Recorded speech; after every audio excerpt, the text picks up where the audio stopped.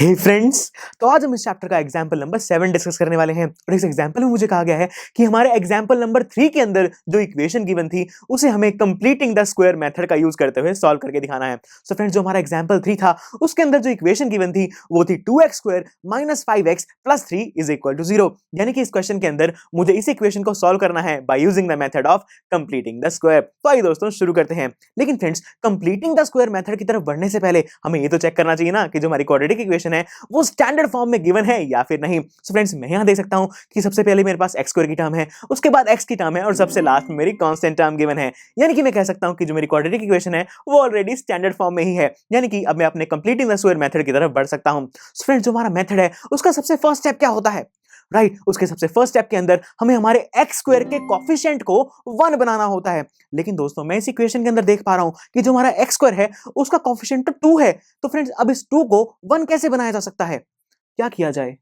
हाँ, अगर मैं इन सभी टर्म्स को 2 से डिवाइड कर दूं तो मेरा x² का कोएफिशिएंट 1 हो जाएगा। तो मैंने क्या किया, मैंने इन सभी टर्म्स को 2 से डिवाइड कर दिया कुछ इस तरीके से, और ऐसा करते ही आप यहां देख सकते हैं कि जो मेरा x² का कोएफिशिएंट है वो 1 बन चुका है। यानी कि जो मेरा फर्स्ट स्टेप है वो तो कंप्लीट हो गया। इसका मतलब अब दोस्तों, ये जो मेरी इक्वेशन आ रही है इसे मैं a - b का होल स्क्वायर या फिर a + b के होल स्क्वायर में कन्वर्ट कर सकता हूं बहुत इजीली। सो फ्रेंड्स, ये जो मेरी इक्वेशन है इसके अंदर मैं देख सकता हूं कि जो मेरी फर्स्ट टर्म है वो है x² और इस x² को मैं अपनी आइडेंटिटीज के अंदर जो a² आ रहा है उसके साथ डायरेक्टली कंपेयर कर सकता हूं। इसलिए मैंने इस x² को तो एज इट इज लिख दिया, और क्योंकि ये जो x² है इसे मैं a² के साथ कंपेयर कर रहा हूं तो मेरे पास यहां पर a की वैल्यू क्या आएगी?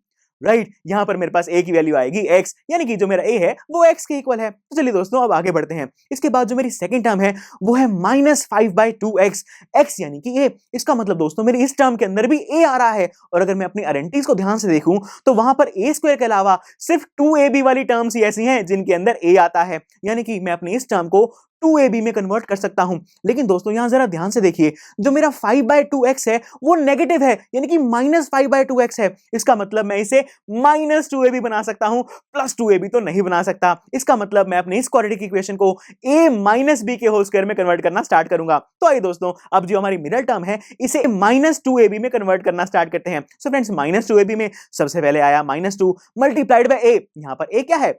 राइट, यहां पर a है हमारा x × b। तो दोस्तों, यहां पर ये जो b है इसकी वैल्यू हमारे पास है नहीं, लेकिन हमें इतना तो जरूर पता है कि जो हमारा 2 × x × b है it should be equal to 5/2x। और जैसे ही मैंने इन दोनों चीजों को इक्वल रखा तो जो मेरा x है वो x से कैंसिल हो गया, और जब मेरा 2 डिवाइड में गया तो मेरे पास मेरे b की वैल्यू आ रही है 5/4। और जैसे ही मेरे पास b की वैल्यू 5/4 आई उसे मैंने इस इक्वेशन के अंदर सब्स्टिट्यूट किया। उसके बाद जो मेरा +3/2 था उसे एज इट इज लिख दिया, और जो मेरी इक्वेशन बन रही है वो कुछ इस तरीके से बन चुकी है। लेकिन दोस्तों, अगर आप इसे ध्यान से ऑब्जर्व करें तो मैंने इस इक्वेशन में कुछ चेंज नहीं किया है, बस इसकी फॉर्म को थोड़ा सा बदल के लिख दिया है। अगर आप इसकी मिडिल टर्म को वापस से मल्टीप्लाई कर दें तो आपको फिर से पहली वाली इक्वेशन मिल जाएगी। तो दोस्तों, अब आप यहां देख पा रहे होंगे कि मेरे पास a² और -2ab वाली टर्म्स तो आ गई, तो बचा क्या?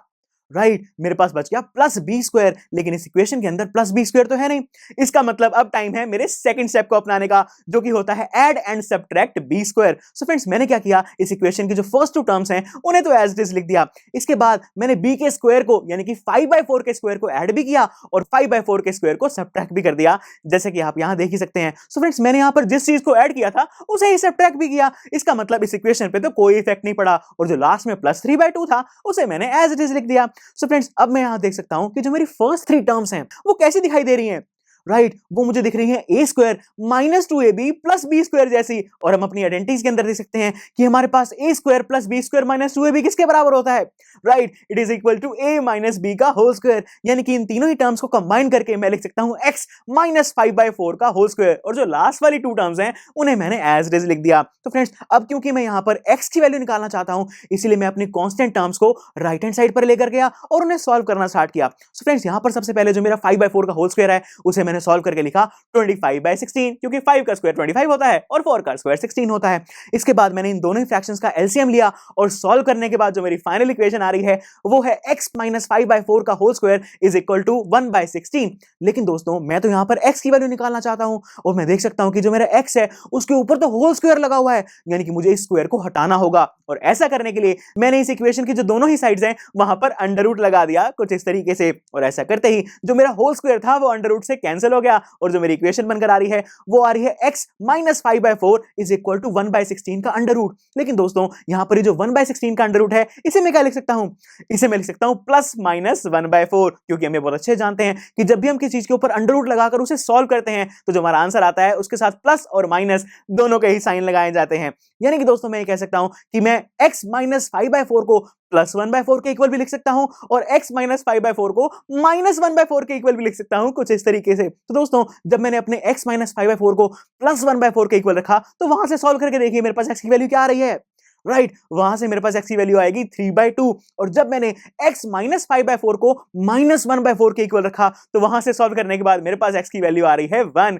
यानी कि दोस्तों अपना कंप्लीटिंग द स्क्वायर मेथड का यूज करते हुए मैंने इस इक्वेशन की दोनों ही रूट्स फाइंड आउट कर ली हैं जो कि है 3/2 और 1। तो दोस्तों इसी के साथ ये एग्जांपल तो हमारा यहीं पर कंप्लीट हो गया। तो चलिए फिर आप इस एग्जांपल को खुद से सॉल्व कीजिए ताकि अगर आपका कोई भी डाउट हो तो वो बहुत अच्छे से क्लियर हो जाए और मैं मिलता हूं आपसे अगले लेक्चर में इस चैप्टर के नेक्स्ट एग्जांपल के साथ। So see you in the next lecture. I am sure students आपको ये लेक्चर काफी पसंद आया होगा और ऐसे ही मजेदार तरीके से अपने हर एक कॉन्सेप्ट क्लियर करने के लिए डाउनलोड कीजिए PU Stack ऐप को, जहां पर आपके पास और भी बहुत सारे ऑप्शंस होंगे जैसे कि back exercise solutions, tip videos, sample papers and much more. So what are you waiting for? Download the app now.